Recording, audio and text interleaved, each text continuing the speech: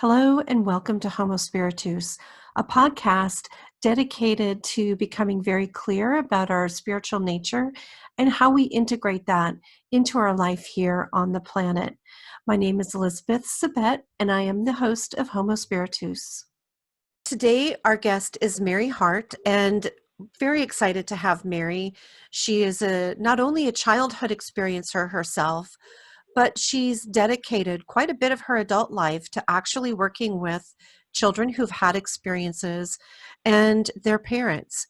So Mary is co-founder and executive director of ChildSpirit Institute, which is a nonprofit that she started to provide research and to understand and nurture children's spirituality.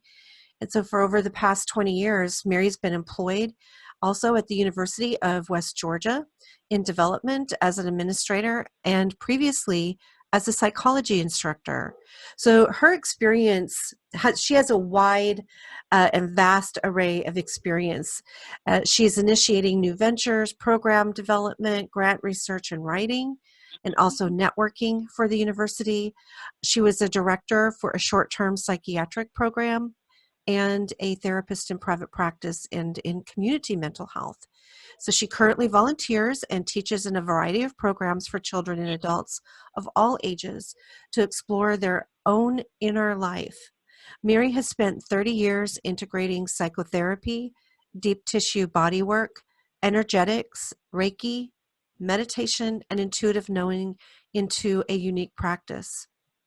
And she's also available by appointment for consultation as a spiritual life coach. And when we finish today, we'll be sure Mary gives you her contact information. You can find more information about ChildSpirit, the organization that she created for children, is childspirit.org. Mary, thank you so much for joining us today. Well, thank you for having me, Elizabeth. It's a real honor. You know, I was very impressed. You were a presenter at the American Center for the Integration of Spiritually Transformative Experiences annual conference last year, and I was busy running the back end, and I didn't get to hear all of your experiences as a child, but I got to hear some of them. And I would love for you to share some of that experience with us today. But before we do, could you give people the contact information if they wanted to set up an appointment with you as a spiritual life coach? How could they get a hold of you? Sure. Probably the best way is just to send me a text or to call me directly. And my phone number is 678-292-8942. All right. So that number again was 678-292-8942. If anybody that's listening to this program today or watching it at a later date on YouTube wants to get a hold of Mary, that number is 678-292-8942. So Mary, tell us a little bit about your childhood experiences. Sure. I think my first one that I remember vividly was when I was, I'm going to say maybe between 5 and 6 years old, and I had been playing down the street and I was coming home for dinner, and something just stopped me in my tracks as I was making my way a couple houses away from my home to just stop and look up. And when I did that, I saw what I called at that age, my guardian angel. And I was just stunned. It was just this kind of looking up and having this presence that just felt loving over me, and thinking how natural, because I had grown up in a faith-based home where angels were part of our belief system, but not to the point where people actually saw their own angel. And so in some ways it felt completely natural. And then in other ways, it was never talked about that children would actually see their own angel. So that was really my first encounter with my childhood experiences. Mm-hmm. How old were you? I'm thinking I must have been about 5. I don't remember, 5 or 6. If I might have been in kindergarten, I mean, I was pretty small. It was really before school. So yeah, it might have been kindergarten age. So, and I can't imagine, you know, at 4 years old that I would have been running up and down the street alone, but Right. maybe. So, It was a different but time we were allowed to do it that was back a then. different time, right? And, but I do remember as a child, probably at about that same time when I would wake up at night, and I remember looking down from the ceiling and seeing my body, and then feeling this heaviness on my stomach area, and thinking that there was something wrong with me. So I would go down to my parents, who were still awake, down in the living room or kitchen, and trying to explain this heavy feeling that I was getting in my stomach, and also then the feeling of looking down from the ceiling. And I'm sure they must have just scratched their heads and tried Right. to get me to go back to sleep, you know. Right. And but it wasn't until I was about 23 when I had my near-death experience in a drowning. Mm-hmm. And when I had left my body and re-entered it with that experience, that was when it clicked in that, oh, all these times during my childhood, and sometimes just my out-of-body experiences would be low iron or low blood sugar, and I would pass out and I would leave my body, or I was knocked unconscious a couple times Oh, in wow. sporting, well, you know, just I was rough on my body, Uh-huh. sporting events and things like that. And but it was as I was coming to and feeling myself re-entering through my body that I got what that was. It was as a child. Mm-hmm. And so I don't know that, you know, sometimes as children, when we're having these experiences, and maybe even the kinds of experiences that I remember my children explaining to me, that I certainly didn't have them. And unless I had had my own experiences that were very different from theirs, that I wouldn't have been able to appreciate the language that they were using or the experience that they were having, because it was so different from mine. But I was open to it because as a kid, I was having experiences also that was different from what my parents could have processed or understood. Right. So it made me open to, wow, there's such a variety of experiences, and we each may only get a sliver of them, but it made me pay attention more attentively to what the possibilities are, and even you know, when my children would talk about their experiences, being able to maybe help them understand them a little bit more deeply. Mm-hmm.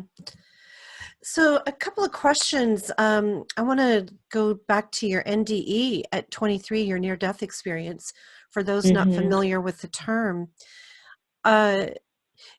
When you came back from your experience in your NDE, was it easier to integrate because you'd had previous experiences out of your body?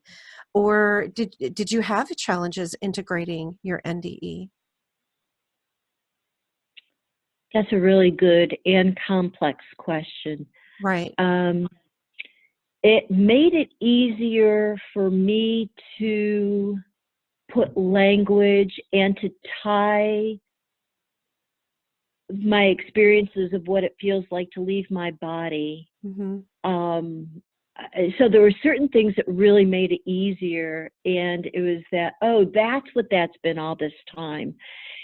But the integrating it certainly took a lot, years and years of integrating at different levels, partly because I didn't know what I was supposed to do with that experience. It was so profound, and there was such a strong draw to all the possibilities that lie beyond this physical body. Mm-hmm.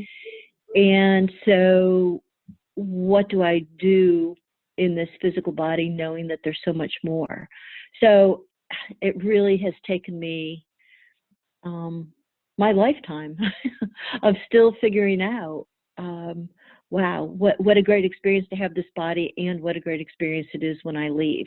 Oh, it makes perfect sense. And we're going to get back to the childhood experiences and what to do if you're a parent of a child that's having experiences. But you've brought this up and it's come up, and I'd like to ask you a question. So I've also walked the Camino de Santiago, but I've only walked the Camino de Santiago once, which for those that are not familiar, it's a up to 500-mile walk that you take across northern Spain. Mm-hmm. Hold on, Mary, I got a cough. Sure.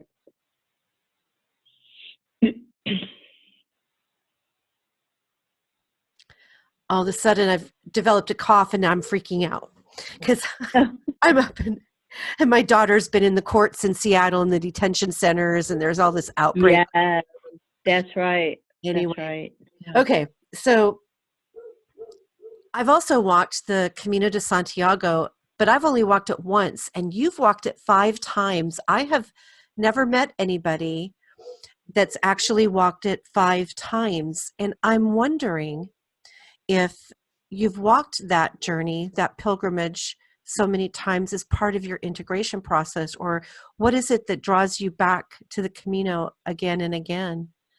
Right. Okay. Well, I've walked, I'll say I've walked 5 routes.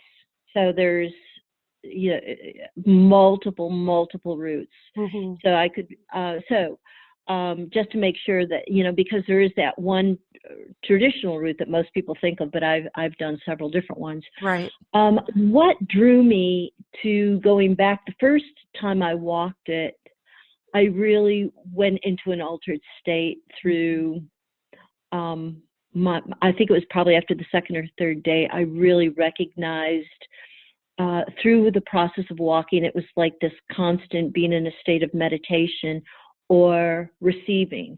And I remember there would be long stretches where one might walk for 8 miles and there would be nothing available. And all of a sudden I would say, wow, I could really use a glass of juice.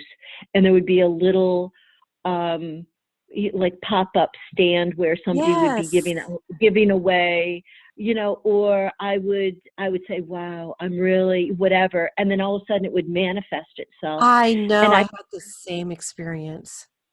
Or sometimes it would even be sitting down at a table and I would have my book out, my guidebook, and think, all right, which way do I want to go? And somebody would come up and say, wow, I'm really going to take this old Roman road, and it's going to this monastery. And so I felt so completely guided during this period. And I found that on my repeated walks as well, that it wasn't quite as profound as the first one, but it was my way of just through the act of walking, quieting my internal voice and going into this kind of meditation where I only do this and it actually takes me a couple weeks sometimes of even walking, 2 weeks of getting into that rhythm where I can just quiet things where my mind is completely at ease. And so that is what my draw is to the Camino. And it's as close to that peace and joy. It still isn't equal to my near-death experience, but is probably the closest that I've gotten to it in my life. So so that's what it is for me. Yeah, thank you for sharing. It's definitely that. It is definitely an extended meditation, day in and day out. And but yeah, I was just wondering if it helped you integrate. But you're saying that it helped you come to that place of peace closer than anything else other than your NDE. Yeah, I don't know that I would say it's an integration, For Mm-hmm. me, it felt like another tool to be able to access. Mm-hmm. So the integration really came with, all right, now that I had these experiences, what am I supposed to do? Mm-hmm. And to me, that was the biggest dilemma. And I think it was when my husband and I, actually, Tobin and I, started ChildSpirit. And actually, one of our colleagues from the university, Jim Dillon, it was this team of 3 that started ChildSpirit. And so, but I think that it was once I started feeling like I could put into action some of the experiences and my knowledge, or the completion of my background, both being in psychology and having been a therapist, and all the tools that I was collecting. It's like, now I have a place to be able to start expressing that. And it was also through writing. So Tobin has done quite a bit of writing, and we've done some research through ChildSpirit Institute. And so it was this feeling like I was now being able to put things together, that was the integration. Yes. Yeah, that makes sense. Actually, taking action based on the experience is frequently what helps people integrate as Right, as right, adults, right? As a right. as a child, because you had the worldview of angels, there wasn't really anything to integrate. Is that right? When you had the angel experience?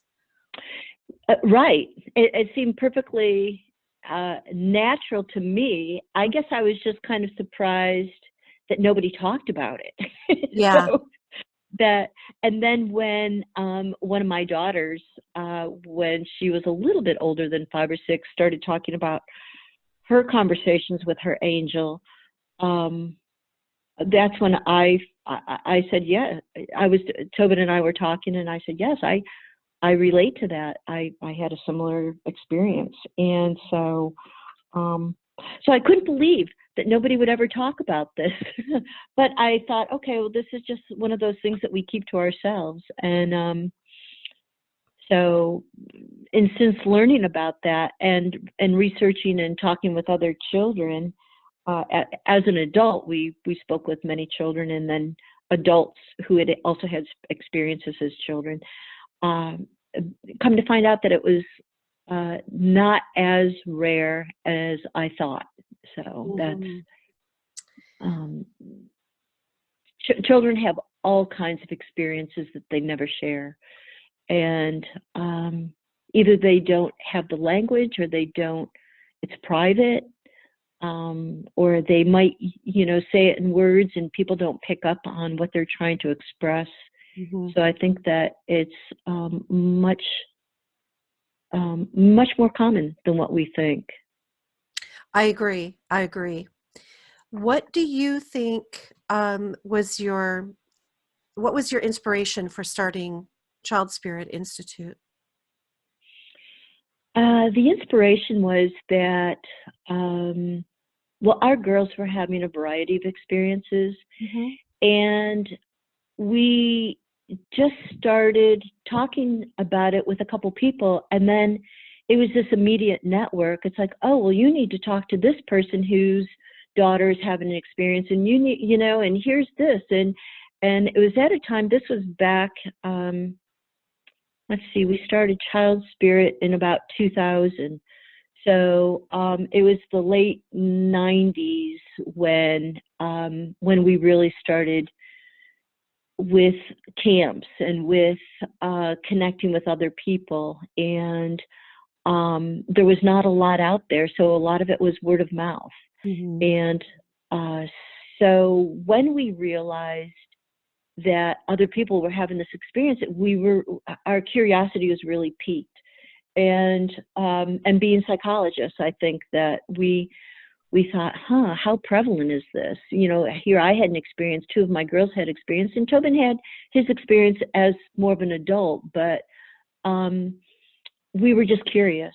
And so we we started with the camps, I think, and doing our own research. And then as it grew, we said we need more of an organization that can hold this.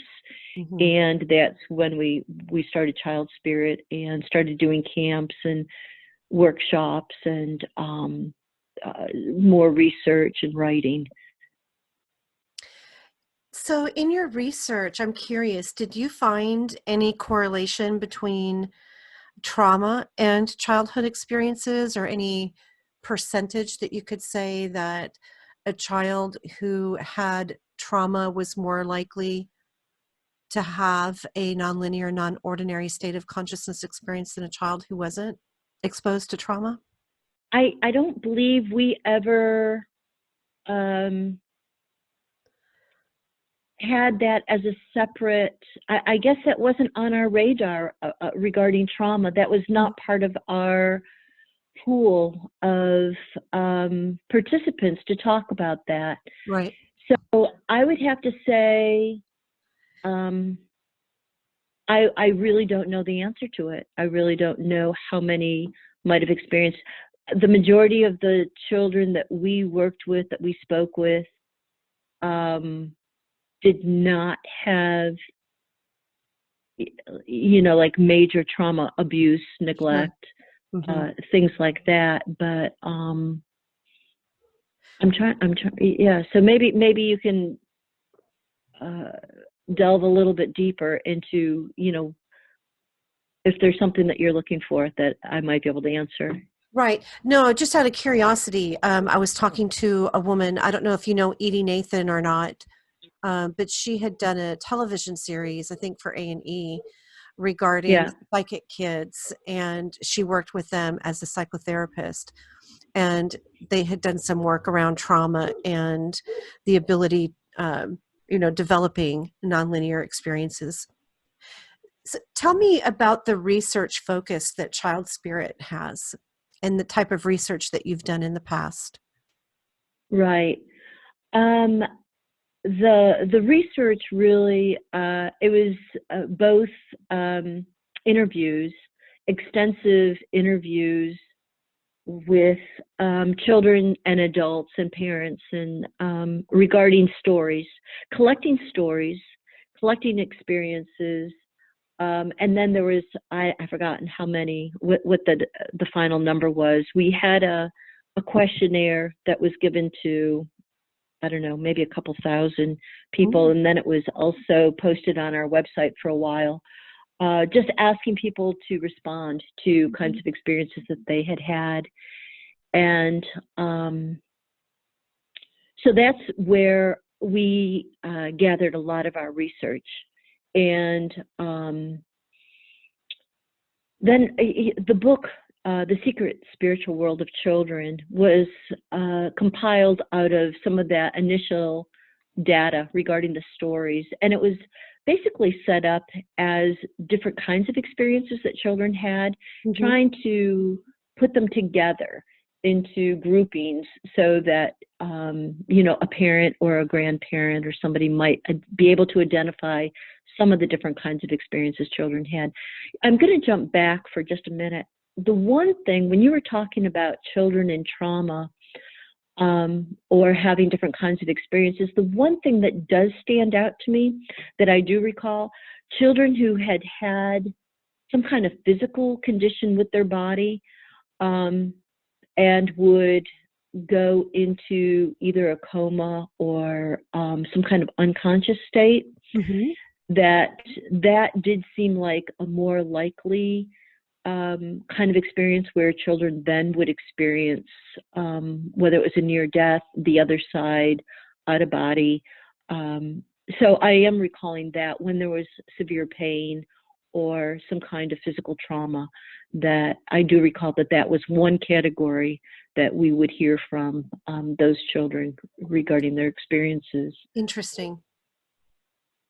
So you've worked with a lot of children and a lot of parents, and in regard to helping them be with their spiritual experiences, and you even held summer camps for them, correct? That's correct. It was called the Enchanted Forest Intuitive Camp. Oh my gosh. And yeah, it was great. Oh It my. was mostly held in Georgia and North Carolina. And our friend Nancy Baumgarten was, well, she really came up with the idea of holding the camp, and then we would alternate back and forth between, well, co-directing and putting it together and combining forces and ideas and different people to participate in the conference and the offerings of what we did during the camp. So, but it was really for children and families to get together and partly to share their experiences, the wide variety of experiences that the children were having, but it also served as a support network for the families and parents to talk to each other. But we did things that really helped the children empower. I mean, I remember there would be sometimes 2, 3-year-olds, 8-year-olds leading groups on experiences that they that came naturally to them. And Wow. it could be different things in nature. It could be tuning into guides or fairies, or it was just a wide variety. It could be extraterrestrial types of experiences. I mean, it sounded so crazy 20 years ago, and I think that our acceptance of some of these ideas has broadened some. But back then, it was pretty unusual for some of these children to talk about this, and but this was a safe place for them to explore. And I don't know, we just loved it. So it was great fun. It's absolutely incredible. Did I hear you say that there were 2 and 3-year-olds leading groups? Yes. So sometimes, I mean, this one girl I remember, I think she was maybe 3 years old, who had gone up and sat in the lap of the presenter. And the presenter at that time was talking about astral projection. And the little girl just came up and sat in her lap, and she said, "You need to forgive your father."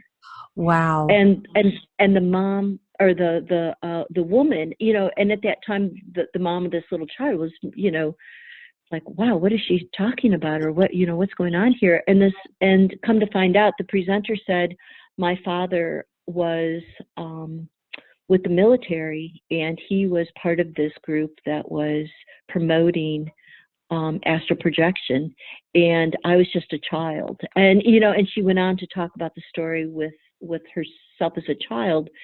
And so anyway, it was just very perceptive of this, you know. But sometimes it would be the children, and then letting them have that license to be able to share in the moment what was going on, and for them to just be authentic in what they were experiencing. So I shouldn't say that she particularly led, but we certainly did have children leading us, their understanding of what black holes were and what other planets were, and you know, just things like that they experienced firsthand.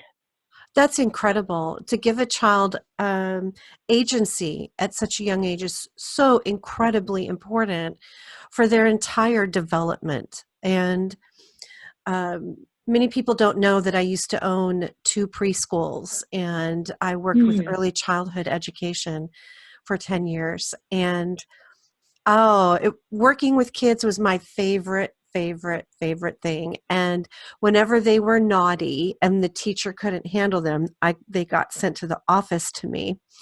And and the teachers would get mad at me no matter how much I trained them, right? Because they would come sit on my lap, and we would talk about, you know, why they were so mad, and that I was so happy they could, you know, be angry and tell me about their anger, and Yeah. that I really appreciated them sharing their anger with me. And so because it was safe space, they also told me about their experiences as well. And to when you give a child agency to share their experience, whatever that might be, with you, without making it wrong or scary, it is amazing what that child will grow up to be. You see the Right. difference even in their teen years, in their early teen years. You see a Mhm. confidence and Mhm. an inner peace within them, and this ability to access their genius and their gifts and their talents and skills in a way that other children who are not given agency at a young age do not necessarily have. And Right. so what you did for these people was absolutely incredible. Do you have any contact with any of those kids that went to camp today? A few. Let me think. There's a few that, yes, Mm-hmm. and one is now a mom herself, and it's a handful of people. Mm-hmm. Um, but I keep more in touch with the parents Mm-hmm. than with the children. Uh-huh. So, Right. yes, right. But one of the things that that you really touched upon that I'm just going to emphasize again is that by letting children talk, what I felt that they were able to do was to validate their inner knowing. And so to not cut off a child or to not tell them anything other than that this is your own experience. And that by allowing children to listen to whether they're talking about wormholes or whether they're talking about interplanetary visits or out of body experiences, that there's that confidence in themselves that this is real, or this is. And again, I know that one of the things that one has to be careful about is what is it that you're listening to, and is this child really having a spiritual experience, and or are they having also some kind of psychiatric something going on in their head. Mm-hmm. And so, so there are some lines that I know that we ask and we try to clarify, but to give children that opportunity to have that trust in what they're hearing or experiencing as authentic does help their confidence in navigating in older life. So, That's right. Yeah. yeah. So in a previous conversation, I'd asked you for some tips to give parents. What are the steps parents can take if their child is having experiences and actually sharing experiences with them, Hmm. nonlinear, non-ordinary states of consciousness experiences. And you said the very first step was for the parent to quiet themselves internally and to move out of fear and into curiosity so that you could ask these questions. But what if, Right. right? What if what the child is experiencing is outside of the worldview of the parents? Maybe they are atheists and they don't believe in angels or the afterlife. Or what if they're very religious and they are afraid that their child is being opened up, by demonic forces? How do parents come to that place of inner quiet, if they're afraid of Hmm. or maybe they're afraid that they're psychotic? Right, right. Well, I think with any kind of condition, whether it would be a medical condition, whether it's a cancer or an illness, it, having more information about something before you just go into a place of fear. So, what is it that I'm dealing with? And you're not going to, I don't know that you're going to get that unless you can get as much information about something as possible. So for me, and again, I think it just became natural to be more curious than fear, but it was, how much information can I get about this? And so, for instance, maybe the best way I can answer it is through a story that she might have been 2 or 3 year old daughter was experiencing spirits in our house. We lived in a neighborhood that was an old Civil War camp, Mm. and she would talk about seeing soldiers and parts of bodies of soldiers. And I didn't see it. And yet she was having these behaviors that were very different from how she had been behaving before she started talking about this. And so, yeah, it completely freaked me out that, you know, she was being traumatized, and she would wake up sometimes in, you know, screaming fits at night. And of course it was very scary. And so for me, it was like, okay, what kind of tools can I have that prepare me to help her?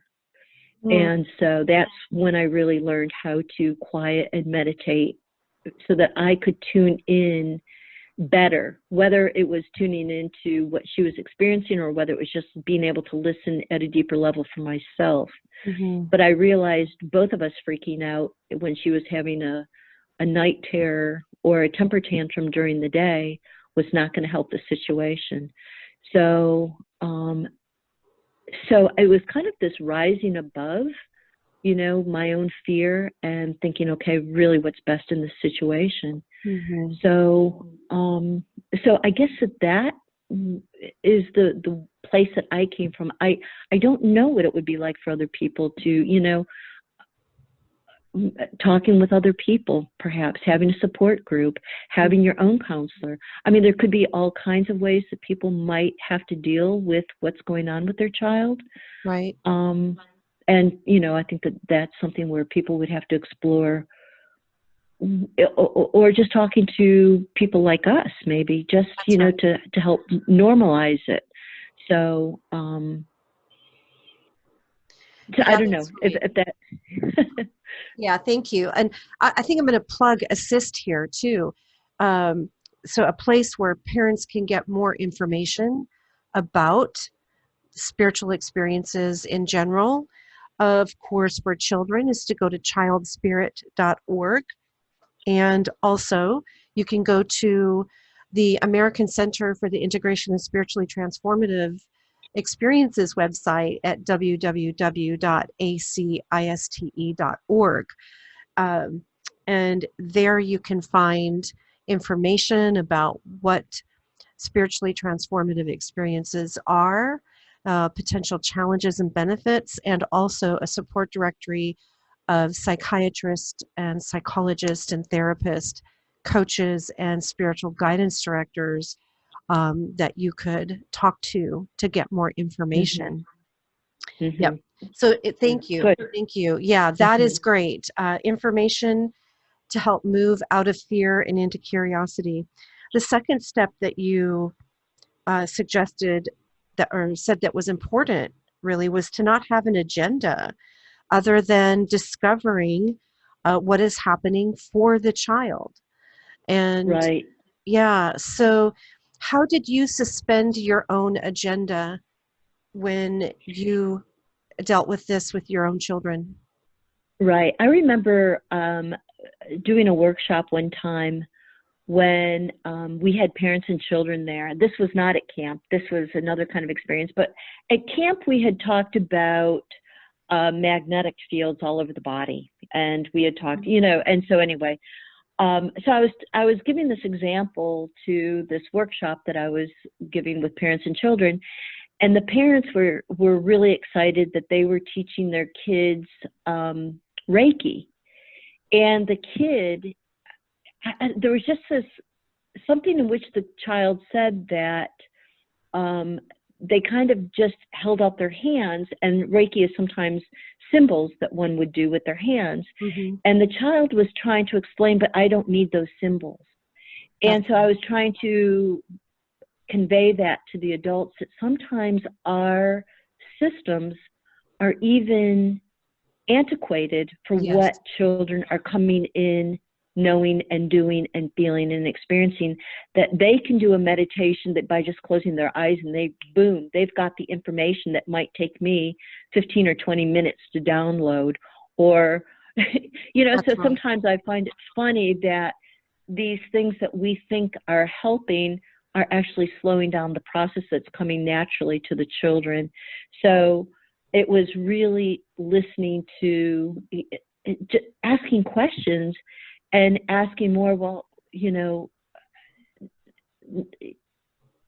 and again, I'm hesitating here because it's not wanting to plant seeds or ask questions to lead them, Right. but really for them to open up what is their process, or what is it they're experiencing, or what is it they're, That's in a way that they can then authentically talk about it from their perspective without us putting words or our concepts yes. into them. So Yeah, so that we're not programming them and we're giving them permission to explore their own wisdom, the wisdom that's coming through them, the wisdom that they are, and discovering their own gifts and talents and skills. Because right. I think that a lot of times our experiences are here to guide us and lead us into a fuller expression of our gifts, talents, and skills that we came here to offer this world. And they come to us as children quite frequently. Yes. And when we are listening for what wisdom is coming through the child, as you said, it comes so quickly, so quickly to them. Because, Right. yeah, so I actually worked with, it's a long story that I won't get into here, but I worked with a researcher, a Chinese researcher that was put to work in the University of Beijing on a research project to find out how psychokinesis worked. Uh-huh. Because the Chinese government wanted to use it as a military force. And it took 2 years, these scientists 2 years to figure out how it happened. And so they trained a lot of children, and they would go into the schools to test them for aptitude and then take them into this training program for the Chinese government. No joke. This was Right. the 80s and 80s and early. Well, it shut down. The project shut down when the Tiananmen Square incident happened. But Wow. so this researcher came to the United States, and he was very concerned about his karma for having trained hundreds of children to be tools of the Chinese military.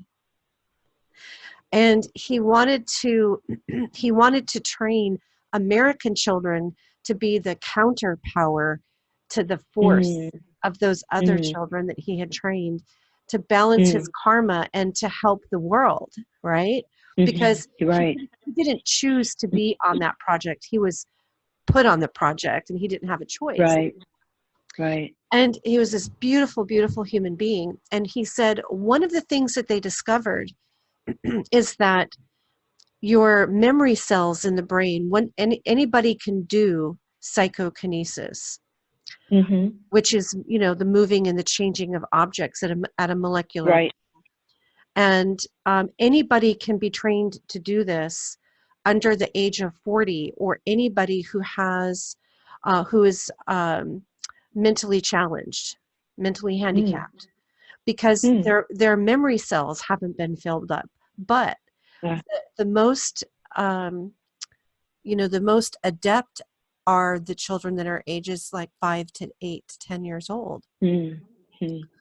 And because, again, the physical brain isn't filled and programmed, and the mind is not programmed. And so what you're talking about, being sure to ask open-ended questions, not to lead or to program with our belief systems, ideas, or concepts, is really important, because then we reduce the ability of that person of any age to have direct access to the wisdom that's meant for them. Right. Right. Yeah. Yeah. Very interesting stuff. So we live in such an interesting experience, don't we? This human. We sure do. Yeah. I know. I'm so grateful. Yes, I am too. So the third thing you said was to know when something is being confirmed somatically. So as a parent, to develop your own somatic awareness so you can get confirmation. Could you tell the listeners how to develop somatic awareness and what that is, in case they're not aware? How does it happen for you? Yes. Well, for me, going back to when our daughter was experiencing, well, it started off with the soldiers, but then there was a variety of, we found that there were a variety of spirits who would visit our house. And so I was just on this fast track of meditation to tune into it. And so I got in with this meditation group, and really probably one of the greatest gifts that group did was that we would meditate sometimes for a couple of hours, and we would come out of meditation and we would compare some of the learning or some of the things that might have happened, and people would affirm, it's like, oh yes, I got that same thing. Mm-hmm. And then my body would start going into chills. Mm-hmm. And so it's like, oh, that recognition but again, it wasn't until I really recognized that when I started speaking my own truth, or when I would hear a story that really resonated, that my body would go into chills. I've heard all kinds of ways in which people get their own affirmations. It can be everything from having synchronicities to jerks to a voice that, affirms. Chills seems to be a pretty popular one, but there are a variety of ways. And I think part of it really has to do with paying attention. And when you know that something is true for yourself, and then you trust that it's like, okay, I need to really trust myself, then you start to know when something is true, maybe outside yourself as well. So that's really the best I can probably do to explain it. Mm-hmm. I don't know. Do you have a way that you use that serves as that kind of affirmation? Yeah, for me, it's this energy that runs up my back. Okay. Yeah. So when I get confirmation, it's just a shot of energy just right up my spine. And okay. That's how I know. And it's always proved, it's always proved to be accurate when it's tested, mm-hmm. right? Right. And right. So, yeah. Or I feel it. I feel what other people are feeling in their body, in my body, in the same place that they're feeling it, and in the same way that they're feeling it as well. Yeah. Mm-hmm. Yes. That's another form of confirmation. Yeah. Somatic confirmation as well. Yeah.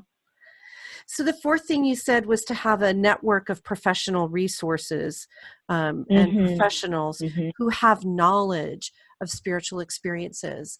And, we talked about some resources earlier, but to actually start developing that network and engaging with that network, reading their websites, going to their conferences, looking at their events, finding out who to talk to and how to get in touch with them. Making contact with them is really important. The fifth thing you said is when you're talking to a child, instead of telling them what it is, to use the language and say, this is what I think might be going on. What do you think?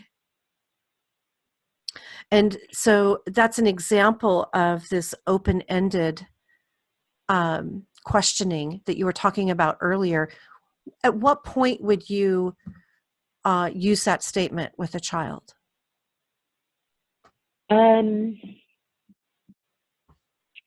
Yes, I'm even a little bit even more open than that. For instance, I remember being in a situation with one of my daughters, and she said, "What are those colors?" And it just, the way in which she asked the question made me stop. I said, "I don't know. Tell me more about what you're seeing, or what colors are you talking about?" And she said, "Well, I'm seeing these." She said, "I'm seeing these balls of blue and green." And I said, "Oh, well, where are they coming from?" And she said, "Well, they're coming through that door." And I said, "Well, are they doing anything?" And she said, "Well, they're giving me information." And I said, "Oh, well, is there, so I mean, again, it's just, right. It was just letting her lead the conversation by me just asking the follow-up question. And so, and again, we would joke with children sometimes. you're good for 3 or 4 questions and then they're done. That's You right. know? And That's right. so I learned, okay, I have to be careful on how many questions and what and really what are the importance of the questions.